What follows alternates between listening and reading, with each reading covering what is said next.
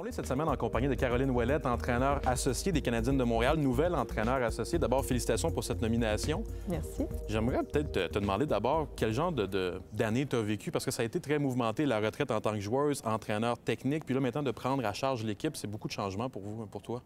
Oui, c'est certain que je ne m'attendais pas à ça cette année. D'un autre côté, je me suis impliquée avec les Canadiennes de Montréal parce que c'est une équipe que j'adore depuis toujours. Je voulais rester impliquée. Puis Meg Ewings, notre directrice générale, m'a offert cette opportunité-là.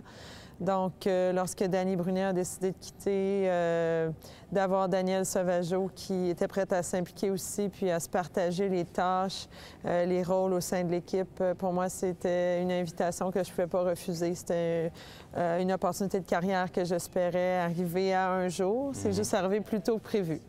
Est-ce que tu as eu l'impression peut-être de sauter une étape, justement, là, de prendre tout de suite cette équipe-là à charge? Est-ce que ça a été peut-être un petit peu défi stressant pour toi de prendre cette équipe-là tout de suite? Ah, c'est sûr que c'est stressant. On a dans notre équipe des meilleures joueuses du monde. Marie-Philippe Poulain, Larry Knight, Mélodie Daou, Lauriane Rougeau, Erin Ambrose. Nos gardiennes de but font les deux parties de l'équipe canadienne, Jill Saunier. Donc, c'est des joueuses qui ont fait leur marque.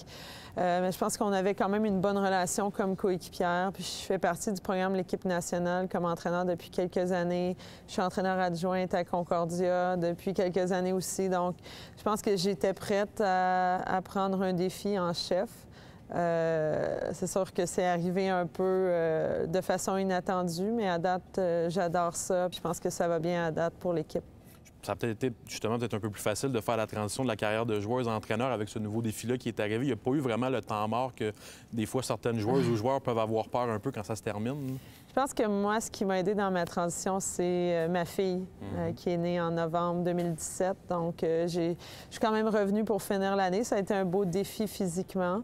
Puis, je suis contente de l'avoir fait, mais ça m'a permis vraiment d'avoir un peu ce sentiment de « OK, c'est assez, je suis prête à passer à autre chose. Je dois me développer comme entraîneur pour atteindre mes prochains objectifs qui sont de retourner aux Jeux olympiques comme entraîneur un jour. Puis on ne peut pas jouer éternellement si on veut faire ça. Donc, avec petit bébé Liv, moins de temps de m'entraîner, ça faisait vraiment plus du sens de vraiment me lancer à fond dans ma carrière d'entraîneur. Puis, honnêtement, j'ai aucun regret. De jouer, ça me manque pas. Je retrouve autant de joie comme entraîneur pour le moment. Mais là, maintenant, d'entraîner une équipe sur la saison au complet, ça aussi, c'est un défi qui est différent.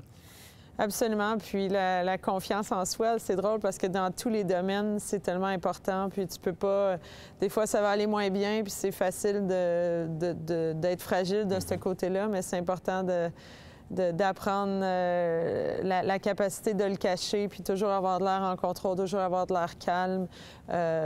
C'est comment on voit toutes les situations qui nous arrivent qui va nous permettre de s'en sortir ou d'amener des alternatives qui vont nous permettre d'aller mieux. Je pense que toujours de voir tout comme un nouveau défi, comme quelque chose qui a des solutions. Puis à date, je pense qu'on a un très bon groupe de leaders au sein des Canadiennes, puis on travaille très bien ensemble dans cette collaboration qui est un peu différente. Hein? Ouais. On se partage la tâche cette année. Moi, j'avais des engagements déjà a priori avec l'Université Concordia, avec mon équipe Pee-Wee que j'amène à chaque année au tournoi international Pee-Wee de Québec.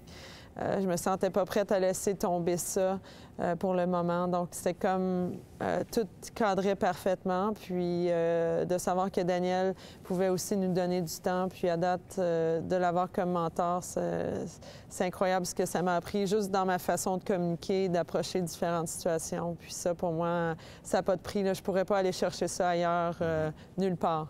L'expérience, ça ne s'achète pas, on le dit souvent à chaque fois. C'est une question que j'aime demander quand je rencontre des entraîneurs-chefs. Qu'est-ce que tu as envie que les joueurs retiennent de Caroline Ouellette en tant qu'entraîneur? Qu'est-ce que tu veux leur laisser comme empreinte du passage que tu vas leur avoir fait dans leur vie d'hockeyeur? C'est une bonne question.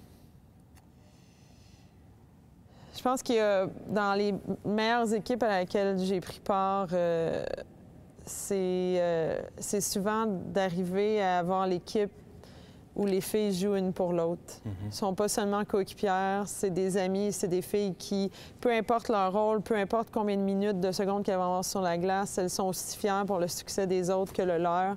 Elles sont prêtes à bloquer des lancers, à juste prendre fierté, à sortir la rondelle de la zone parce que c'est ce qu'on a besoin à ce moment-là. Une équipe de passionnés, une équipe de travaillantes, tout part de là. Une équipe de filles qui sont positives, qui amènent une énergie, une attitude positive. C'est ce qui te permet d'avancer, puis c'est ce qui te permet de te remettre quand tu as un mauvais match, quand tu as une mauvaise période. Tu sais, le week-end dernier contre la Chine, on a joué 4 bonnes périodes sur 6. On est quand même allé chercher 3 points sur 4. Puis on avait hâte de voir comment l'équipe allait rebondir après une performance ordinaire samedi. Puis honnêtement, ça a été dans nos 3 meilleures périodes de la saison à date dimanche.